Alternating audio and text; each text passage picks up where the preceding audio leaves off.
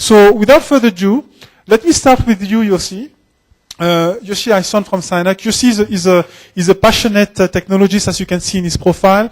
He's also a recent GIVES MBA graduate, so he understands both the technological side and the business side of things.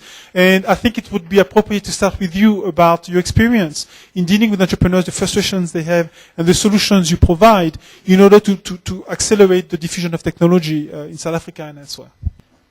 I mean, the company that I represent, SYNAQ, develops open source software, and there's a lot of confusion around what the term open source software means and what it can do for a business.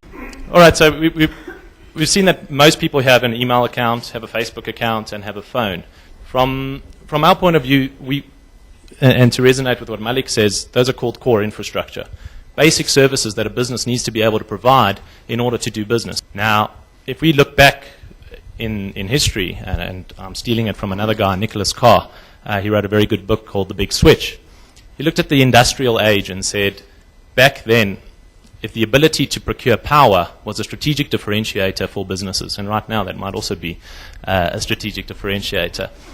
But back then, if a company had ability to build its own power plants and its own resources and was able to drive power to the business and bring the type of efficiency that electricity brought, it was a massive strategic differentiator for those businesses. And they invested significant sums of money to build these utilities to be able to drive power. As time went by, power became something that was a utility that was provided by the state, and the ability to generate power was no longer a strategic differentiator to these businesses. And the businesses that didn't adapt with the times and continued plowing their investments into this infrastructure are no longer here today. And a similar thing is happening in the IT space. A lot of the infrastructure that small businesses are spending significant time, energy, resources, money in investing in, it doesn't make sense to be spending your limited resources on infrastructure that's actually not adding much of a strategic differentiation to your business. So the trends that our business takes advantages of, and that's not what the purpose of this talk is looking at open source software, which is a different way to develop software. It's a philosophy behind the development of software where a community of people are able to develop software and give those rights to other people and allow them to modify and change that software. There can be a charge for it. It can also be free. It doesn't have to be free to be considered open source software, and it can run on platforms such as a Microsoft platform, a Mac platform, or a Linux platform. It's not necessarily a technology-based architecture. It's a philosophy behind the development of software. That growth in the spread of open source software is what powers a lot of the internet today. And companies like Google, like Facebook, Wikipedia, all the big sites that you would have known of are using a lot of open source technologies to build that infrastructure. And the reason for that is the cost and the ability for them to adapt that application to their needs, where they won't be able to do that using legacy systems or what Malik called commercial software as easily. Not to say they won't be able to do that. And would be the discussion that I would pose to the floor is to look at open source alternatives to the applications that you're looking at. And the second side of things is to look at what services are reliable and can provide me with the functionality that I need in a very cost-effective way without me, myself, having to become an IT expert or invest in that infrastructure myself.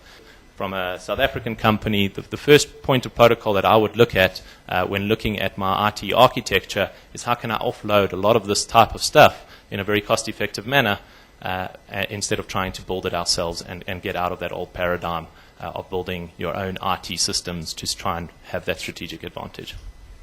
And thank you, YOSSI. The times that we've been talking to customers across Africa, the issue of cost is the first thing that always comes up. And it's always the first thing on everybody's mind when they talk to Microsoft. One of the things that we underestimate is how much IT we use on a day-to-day basis and how important it is for us to get to the tasks that we want to do very quickly. The second thing is obviously for a person to be able to get up to speed with relatively new technologies, and we know technology is changing rapidly every day. So the idea of having people being productive on technology is very, very critical. Now, the IT the IT investment that you make as a small business should be a strategic lever for you to be able to be successful. And the idea behind that, at least for us as Microsoft, is we need to enable you to be able to be successful with the technologies that you're familiar with and be productive and be able to do the task fairly quickly. What do I need to use in my business for me to be able to be successful? What do I need to use to enable my business to be able to sell more, to be able to attract more customers to me? And how can I enable the people that work in my business so that they are able to do their day-to-day tasks a lot easier? There are certain things that you need to do on that computer to make it more productive, to make it work for you, and the person next to you might use it fairly differently than what you are doing. And that's the same case with any business. And you need to think about that in terms of, what does my business want? What do I need to invest in? And what do I need to leverage of this investment called IT, of technology, my network? And how do I need to use it so that I can gain better value as I go along and as I grow? How can we drive down the costs of managing this investment? And I like some of the examples that YOSSI came up with, which is embracing some of the new trends that are happening today, which is moving your IT investment off from the premise, so from where you are, where your business is physically, and moving it out to the cloud or to the internet. That allows you to be able to reuse certain services that somebody else has built, and you can leverage off the value of that system. Moving all your systems all to the cloud has a fundamental problem. What's the most important thing in your IT investment? Your data. No, if that disappears or goes anywhere, you can't replace it. What happens to our data? Because that's the most important asset that you have with respect to IT. So you need to think about ways of protecting your data, of making sure that it's available to you wherever you are, okay? Which speaks to the premise of IT in the cloud, or securing it by making sure that it's close to you. Okay, so if it's right there, we can see it, it's on my computer, I know when I move around with it, I have it with me. Is the on-premise computing that is traditionally the one that small businesses tend to go for. Now, when I travel into Africa, most of the time, and I know sometimes we always say, we have this joke in Microsoft to say South Africa is not Africa. Because when you grow up northern of the border, that availability disappears. When you start to talk to them about computing in the cloud, they just back off. So there are things that you need to really consider when you start doing investments around, how do I secure my data, my very important asset? How do I make sure that it's available to me? Okay.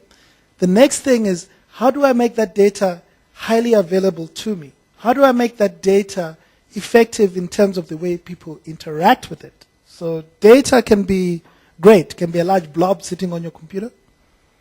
But if you don't turn it into information, into a strategic asset, then, what is the real value of, protecting it and investing it? And these are the things that we always talk about when we speak to our customers and we speak to people that are trying to invest in IT. And these are the things that I'd like to put out to you in terms of a small business. When you start investing, think about what is important to you as a business and where you're going. Okay, think about how quickly you can use that tool and make it available to you. Think about how effectively you can then manage it going forward. And these are some of the things that we'll talk about today.